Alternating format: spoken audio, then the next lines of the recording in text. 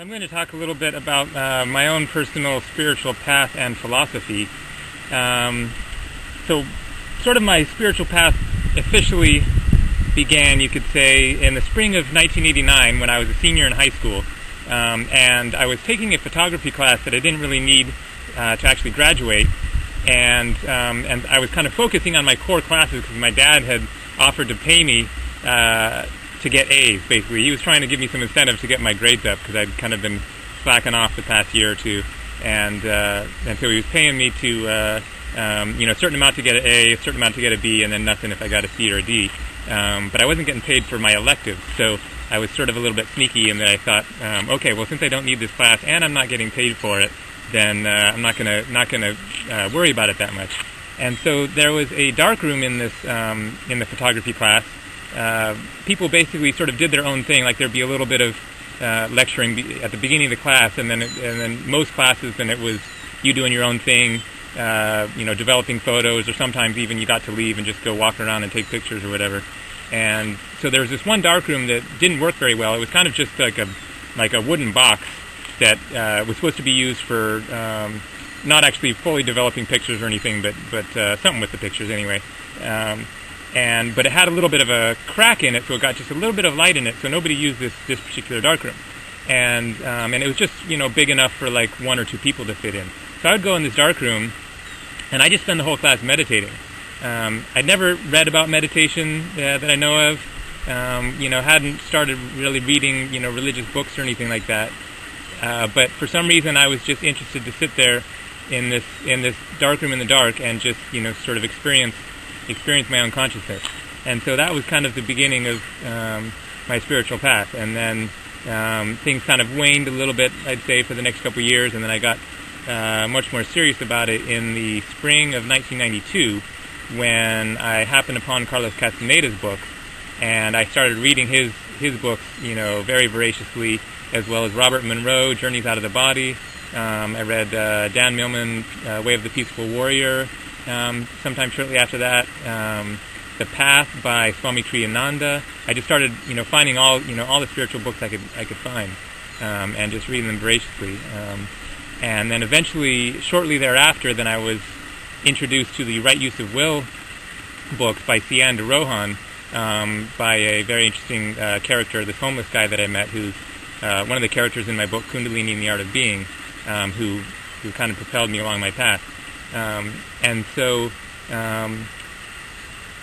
despite all this, 20 whatever years of reading and much more than that, a lot of very intense inner exploration, emotional release, utilizing, various hallucinogenics and things, practicing yoga, then for me it all kind of comes down to a very simple concept, a very simple philosophy, which is that energy frozen is painful, energy moving is bliss.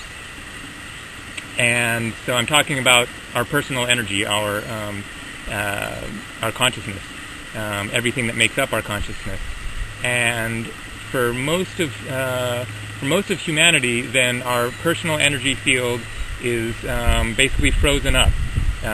We are this consciousness, which is something very real. It's stuff. It's the only thing that's real, basically. It's much more real than rocks and trees and things. It's what everything originates from. And our consciousness is very complex. It's not just something that's on or off, that's awake or asleep. It's this whole vast network of experiences, emotions, thoughts, all kinds of stuff. And so my quest, when it comes down to it, has been a quest to get energy moving, and it's been kind of definitely a very bumbling quest. Lots of synchronicities along the way that led me to various discoveries. For example, I happened to come across a flyer. This was in Juneau, Alaska, where I was going to school in the fall of 1992. 1991. Then I came across a flyer for an inner child workshop. And for whatever reason, I was, interested to check this out. And I don't think I even had the money at the time. And like I borrowed the money from my dad, or he said he'd, pay for it. It was a couple $100 for this weekend workshop. And it was in the course of that workshop that they had an anger release section of the workshop, and I experienced the incredible transformation that could come about simply through tapping into the emotions, your real emotions, and allowing them to move. And the fact that emotional energy is a very potent form of energy, and for most of us, then that energy is really frozen up. Emotions aren't really allowed to move very freely. There's a great deal of judgment, in particular against anger, especially in spiritual paths and religions. And so I experienced the very quick, sudden, and very real transformation that could come about from simply tapping into that energy, allowing it to move freely, and how it really brought me back to life.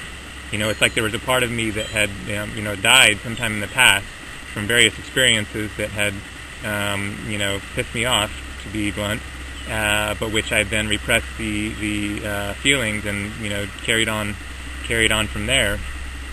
And so through this and various other experiences, then I discovered the power of energy moving through you, and I discovered the potential that exists within us that we are for the most part unaware of, which is that there are these reservoirs of energy within us that are frozen up, locked away, we've disconnected from, and we tend to think that whatever we're experiencing is kind of all that there is to it. And things like depression and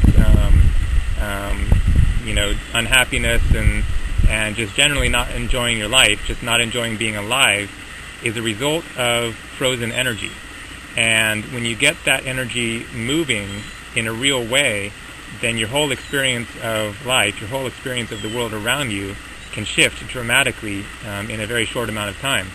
And so my own personal quest has been basically a matter of finding ways to get the energy moving. And there are so many different ways. I'm not someone who's attached to a particular path of, this is the right way, this is the right system, you must follow this teacher or series of books or whatever.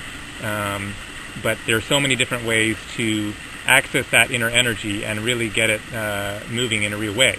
It could be, whatever your passion is. It could be dance. It could be karate. It can be yoga. It can be meditation.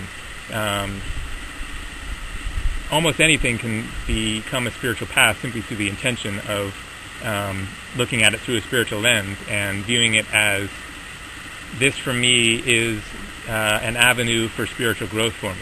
For example, I really like to travel, and so travel for me has definitely been a very potent part of my spiritual path, just in terms of all the crazy, challenging, fun, exciting experiences that come up in the course of it.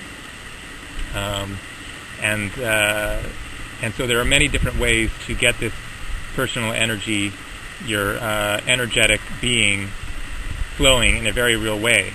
And then what happens is that you become connected to the universe, because we are kind of receptors for the divine cosmic energy of the universe. But when our being is frozen up, when our receptive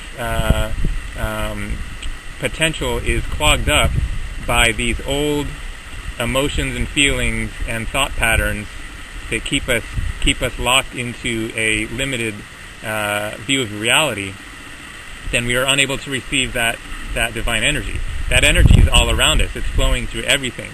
It's absolutely there, accessible to us. But we have to be open to receive it. We have to have our energetic selves, our physical nervous system, our spiritual being in such a place as to be able to receive this energy. And that's something that you can take into your own hands, or by following a particular path. But just to keep in mind this idea that there is great reservoirs of energy within us that can be tapped into in various ways, And when you really get that energy flowing, beyond simply having a proper mental framework, you can talk about ideas all you want and try to get the right frame of mind and the correct belief systems and everything, but that doesn't do it. That doesn't equal actually getting your energy really moving, because the mind is only one aspect of consciousness. Mind is not all there is. Mind is the spirit, the more masculine aspect of consciousness. As I understand it, there are 4 different aspects of consciousness. There is the mental, that's the mind. There is the emotional, that's the more feminine. There's the heart, which is the connecting point between upper and lower, masculine and feminine. And then there's the body, which is what contains all of this. And so all of these are aspects of consciousness, even the body. And so if you're approaching the spiritual path only from the aspect of the mind and trying to get a proper mental framework, then you're missing out on a huge chunk of the spiritual path, of consciousness, of your very being, and so you're going to have limited results. So hopefully that gives you a few insights on the inner search, the inner quest, and the potential that we have within us as human beings and as spiritual beings.